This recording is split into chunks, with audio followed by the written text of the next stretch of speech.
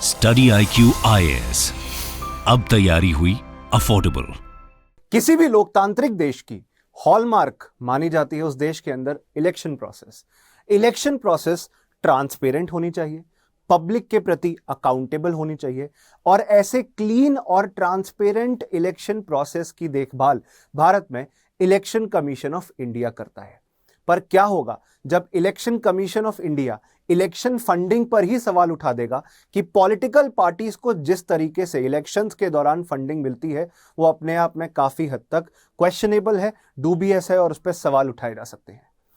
इसलिए सन 2018 में because government ने पहले से ही 2017 बजट के दौरान रेकमेंड किया था इलेक्शन और इलेक्शंस के दौरान इलेक्टोरल बॉन्ड्स लाने का, उसी रिकमेंडेशन को फॉलो करते हुए 2018 में हम इलेक्टोरल बॉन्ड्स लेकर आए।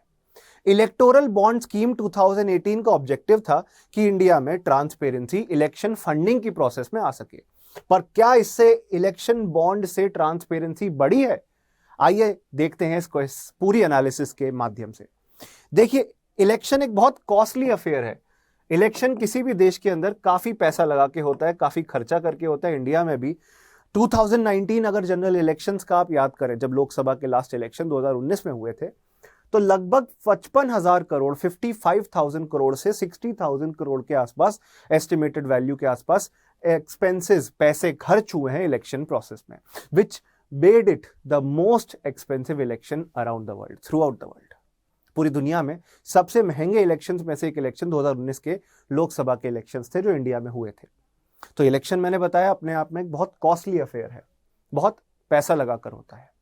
और इलेक्शंस के अंदर ब्लैक मनी का, अनअकाउंटेड मनी का बहुत इस्तेमाल किया जाता है। काला धन लोगों को पैसा बांटने में, शराब बांटने में, फ्रीबीज बांटने में यूज किया जाता है, गुडीज बांटने में यूज किया जाता है।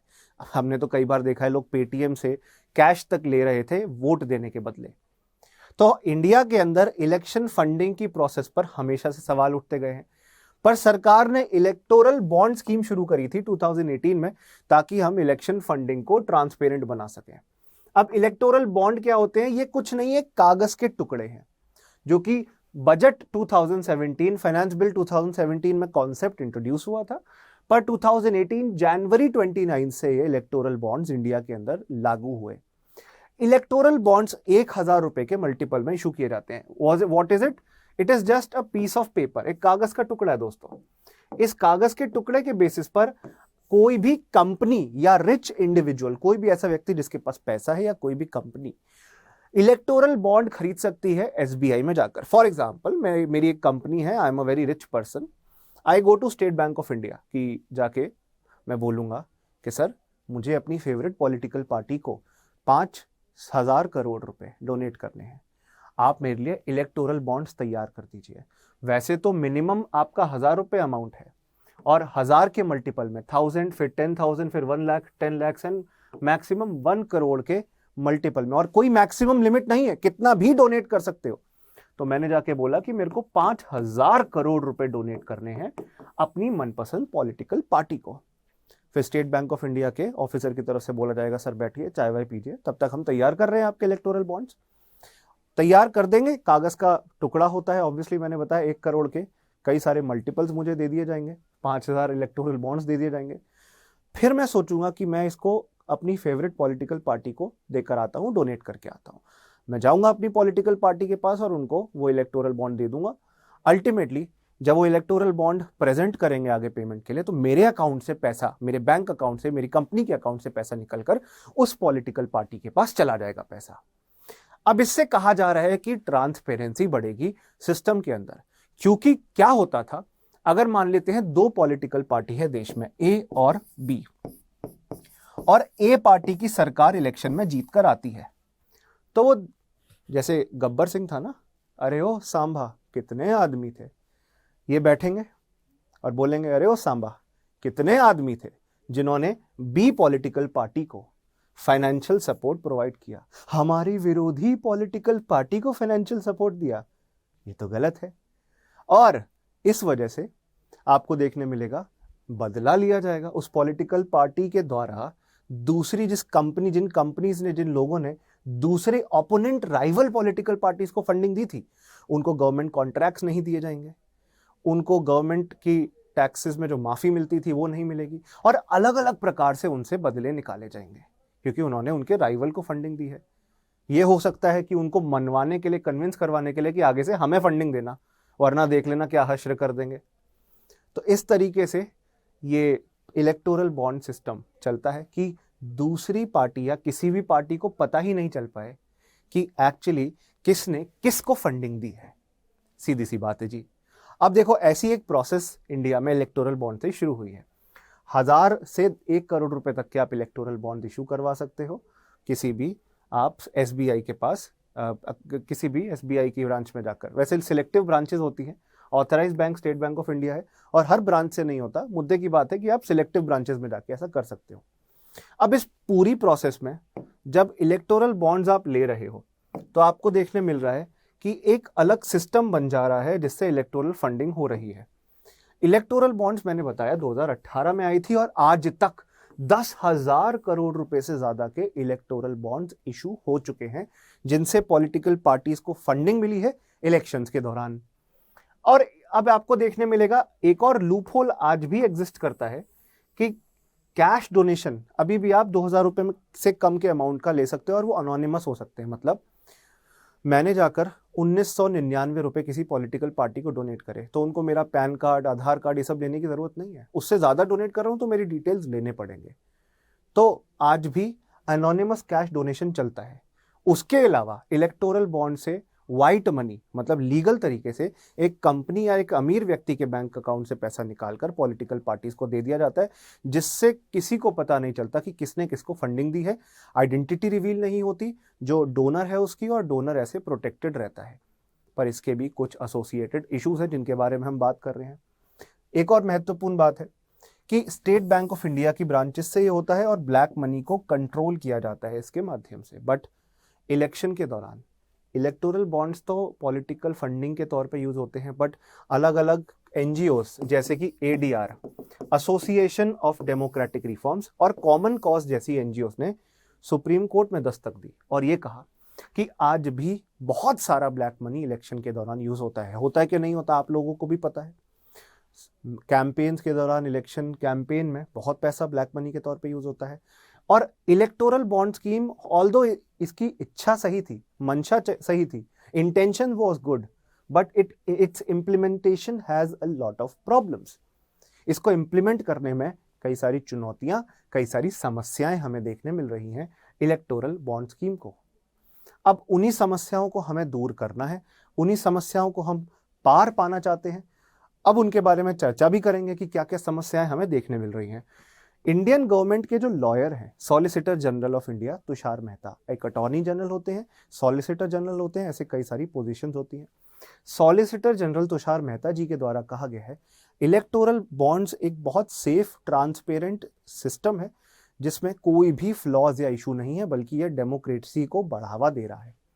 बट एडीआर और कॉमन कॉज जैसी एनजीओ सुप्रीम कोर्ट पहुंच गई और उन्होंने कहा बिल्कुल नहीं, इससे क्या है, निष्पक्षता छिन जा रही है, इसमें इश्यूज हैं। और क्या क्या इश्यूज इन्वॉल्व हैं वो हम समझते हैं। पहली बात तो एसबीआई एक पब्लिक सेक्टर बैंक है, सरकारी बैंक है, और सरकार कल जाके इनसे डिटेल मांगेगी कि कौन से अकाउंट से पैसा लेकर कौन से अकाउंट में आपका वो पैसा क्रेडिट हुआ है पॉलिटिकल पार्टीज के। फॉर एग्जांपल बीजेपी, कांग्रेस, आम आदमी पार्टी को किसने डोनेशन दिया है, ये आप ऐसे रिव्यू कर पाओगे, गवर्नमेंट देख पाएगी, गवर्नमेंट को पता चल जाएगा। सीरियल नंबर होता है इलेक्टोरल बॉन्ड्स के ऊपर, उसको ट्रेस कर पाएगी गवर्नमेंट, उससे ऑडिट कर पाएगी, देख पाएगी कि अगर कहीं से पैसा निकला है, यहाँ से अगर 1900 करोड़ रुपए निकले एक कंपनी के अकाउंट से, तो किसी पॉलिटिकल पार्टी के अकाउंट में तो गए हैं, मान लेते हैं कांग्रेस के अकाउंट में, तो वो ट्रेस कर पाएंगे कि इस तरीके से, और क्योंकि गवर्नमेंट बैंक है ही, तो इस तरीके से कौन से अकाउंट से पैसा किस अकाउंट तक गया।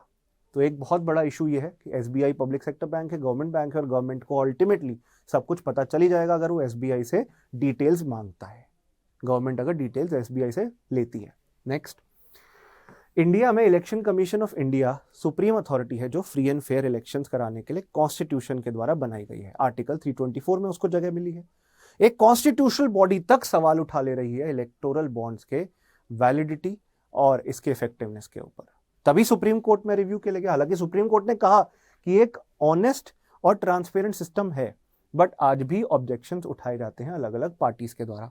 इसके अलावा इलेक्टोरल बॉन्ड्स का फायदा जो करंट गवर्नमेंट चल रही है और गवर्नमेंट में जो मिनिस्टर हैं, एमपी हैं, एमएलए हैं और पॉलिटिकल पार्टी जिनकी सरकार है उनको ज्यादा मिलता है। अब आप समझिए, एक सरकार पहले से चलती आ रही है, वो सरकार 2 साल बाद चुनाव है, वो सरकार पहले ही बता देती है कि आपको हम ये फॉर एग्जाम्पल जमीन दिलवा दे रहे हैं, लैंड दिलवा दे रहे हैं, या टैक्स में छूट दे रहे हैं या सब्सिडी दे रहे हैं। किसी कंपनी को ऐसा लालच दिया जाता है, या आपको लोन दिलवा रहे हैं पब्लिक सेक्टर बैंक से सस्ते ब्याज दर पे, कम इंटरेस्ट रेट पर, या कोई टेंडर कॉन्ट्रैक्ट कोई भी ठेका दिलवा दे रहे हैं। बदले में आप हमें क्विड प्रो क्वो बेसिस पर, आप पूछेंगे क्विड प्रो क्वो क्या होता है? इसका मतलब है समथिंग इन रिटर्न। बदले में आप हमें अगर कुछ दिलाते हैं तो something in return. Quid pro quo का मतलब होता है समथिंग इन रिटर्न। अगर आप बदले में कुछ दिलाते हैं कि अभी पॉलिटिकल पार्टी किसी कंपनी से पैसा ले लेगी और या तो फ्यूचर में बेनिफिट ले सकती है, बदले में वो ऑफर कर रही है tax concession, subsidies, loans, tender या कॉन्ट्रैक्ट में हिस्सा, तो कंपनी का फायदा हुआ। बदले में वो सरकार को इलेक्शन के दौरान, या जिस पॉलिटिकल पार्टी की सरकार है उसे इलेक्शन के दौरान फंडिंग प्रोवाइड कर देंगे। तो इस तरीके से एक हाथ लो और एक हाथ दो की राजनीति बन जाएगी और एग्जिस्टिंग पॉलिटिकल पार्टीज को इसका फायदा होगा। एग्जिस्टिंग कैंडिडेट्स जो पॉलिटिकल पार्टी के सरकार में बैठे हैं उनको इसका फायदा होगा और वो उस पैसे का यूज कर सकते हैं सोशल मीडिया इन्फ्लुएंसिंग के लिए। सोशल मीडिया में छोटे छोटे इन्फ्लुएंसर्स को हायर कर सकते हैं, मीडिया कैंपेन्स चला सकते हैं, टेलीविजन, न्यूज़पेपर, रेडियो और अलग अलग सोशल मीडिया साइट्स के द्वारा। वाइट मनी आ रहा है पॉलिटिकल पार्टीज के पास, मतलब एक कंपनी, मान लेते हैं एक्स कंपनी है, उसके अकाउंट से पैसा निकलकर पॉलिटिकल पार्टी के पास आ रहा है। तो जितना भी ऐसा काम जिसमें आपको मीडिया में जितना भी इंपॉर्टेंट पब्लिसाइज करना है, मीडिया कैंपेन्स करने हैं, वो आप इस वाइट मनी का यूज करके कर सकते हो। और बाकी ब्लैक मनी चुनाव में लोगों को शराब की बोतल, साड़ी देने के लिए, फ्रीबीज बांटने के लिए आप यूज कर सकते हो, जिससे आप लोगों के वोट्स अट्रैक्ट कर सको। तो ये डबल प्रोंग्ड स्ट्रैटेजी बन जाएगी। एक तरफ व्हाइट मनी का यूज करके आप मीडिया को कंट्रोल कर रहे हो और दूसरी तरफ लोगों को इन्फ्लुएंस कर रहे हो, कंट्रोल कर रहे हो और आकर्षित कर रहे हो, अट्रैक्ट कर रहे हो एक पॉलिटिकल पार्टी की तरफ। तो इलेक्टोरल बॉन्ड्स का ये नुकसान होता है। इस वजह से सवाल उठता है कि आर दे रियली क्लीन? क्या ये फिर भी साफ सुथरी व्यवस्था राजनीति में लेकर आए हैं या लेकर आ सकती है? इलेक्टोरल बॉन्ड्स के इसलिए कई सारे इश्यूज एग्जिस्ट करते हैं इसके इम्प्लीमेंटेशन में। इसके अलावा आपको देखने मिल रहा है 90% से ज्यादा जो हमारे इलेक्टोरल बॉन्ड्स इशू हुए हैं वो 1 करोड़ की वैल्यू से ज्यादा के हुए हैं। मतलब रिच डोमिनेटेड है, अमीर लोग ही इलेक्टोरल बॉन्ड्स ले रहे हैं और वो आगे जाके डोनेट कर रहे हैं पॉलिटिकल पार्टीज को। तो गरीबों के बेनिफिट के लिए तो ये है नहीं, क्योंकि हमें डेटा और स्टैटिस्टिक्स से ही पता चल पा रहा है कि इट इज रिच डोमिनेटेड, अमीर लोगों को इससे फायदा हो रहा है। उसके अलावा identity of the donor is hidden from the public. अब आपकी और मेरी जैसी आम जनता को तो पता ही नहीं है कि कौन सी पॉलिटिकल पार्टी को कौन सी कंपनी कितना डोनेशन दे रही है। पहले पता चल जाता था, पता नहीं चल पाएगा।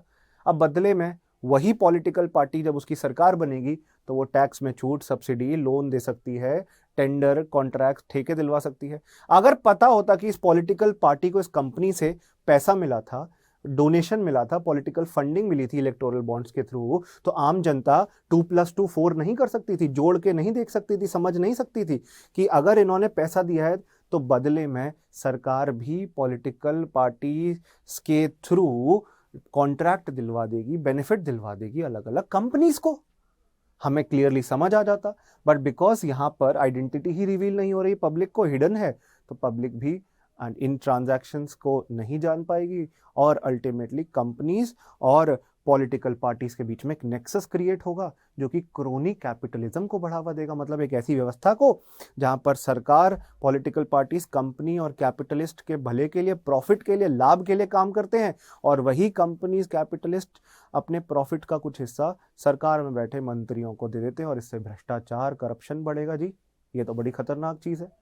तो क्रोनी कैपिटलिज्म को बढ़ावा दिया जा रहा है इस तरीके से। उसके अलावा कैश डोनेशंस, मैंने बताया था 2000 रुपए तक के अनोनिमस डोनेशन हो सकते हैं, दे आर स्टिल अनरेगुलेटेड।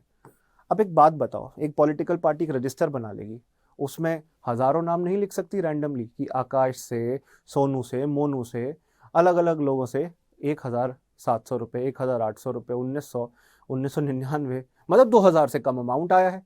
ऐसे तो हजारों लाखों एंट्री अनोनिमस तरीके से दिखाई जा सकती हैं, क्योंकि उनका कोई डॉक्यूमेंट नहीं चाहिए कि एक्चुअली किसने आपको डोनेट किया, उसकी आइडेंटिटी बताने की जरूरत नहीं है।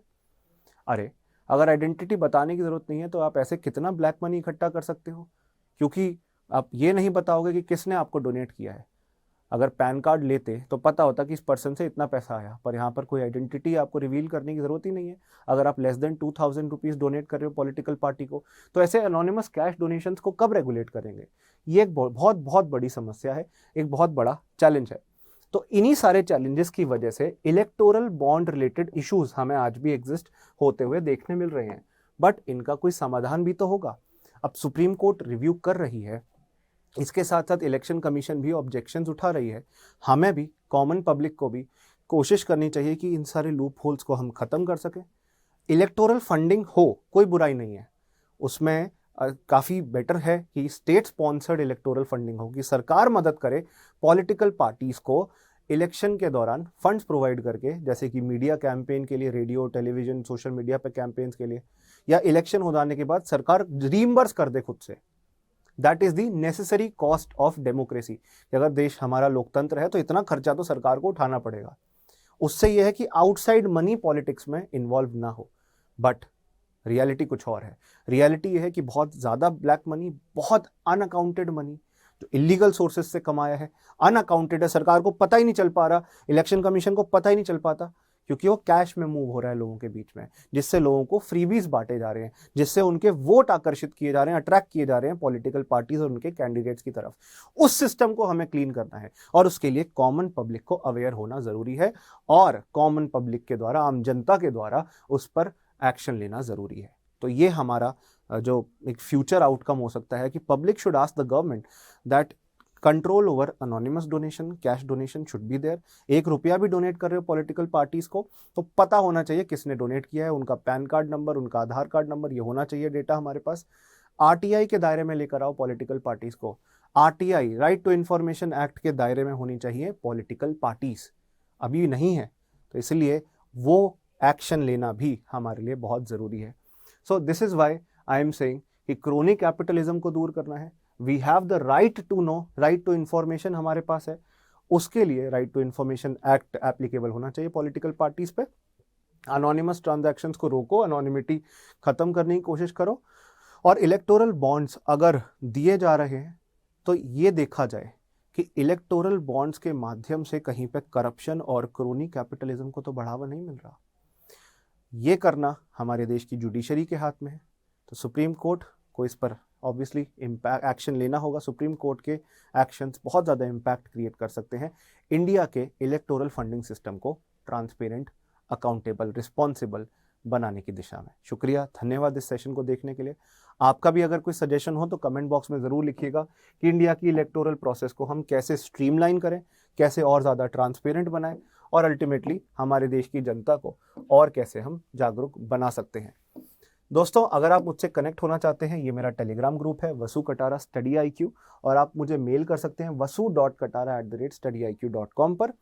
इसके साथ साथ हमारा बैच 7 जो कि लास्ट फाउंडेशन बैच है, फाउंडेशन मतलब शुरू से अंत तक की अच्छे से तैयारी प्रीलिम्स और मेंस की कराई जाती है, बिल्कुल बिगिनर स्टेज से, तो ये आपका लास्ट बैच रहेगा।